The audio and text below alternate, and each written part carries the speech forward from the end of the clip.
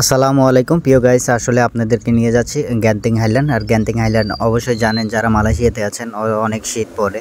আর সেই জায়গাটাই আপনাদেরকে দেখানোর জন্য চেষ্টা করব। আর এখানে বেশিরভাগ মানুষের চীনা পর্যটকরা বেশি এখানে দেখার জন্য আগ্রহী। আর ইতিমধ্যে আমরা দেখতে পাচ্ছি অনেকগুলো বাঙালিরা দেখতে আসছে।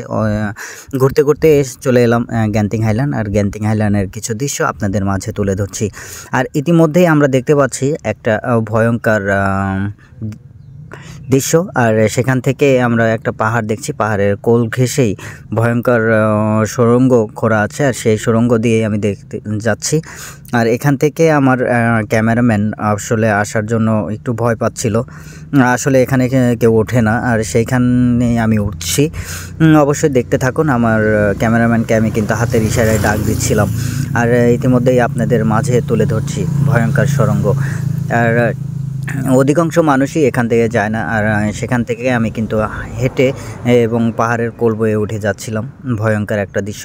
আর ইতিমধ্যে ভয়ঙ্কর দৃশ্যটা পার হয়ে আমরা চলে আসছি আর একটা জায়গায়। আর সেখানে কিন্তু বেশিরভাগ মানুষই চীনা পর্যটকরা এখানে এসে থাকেন।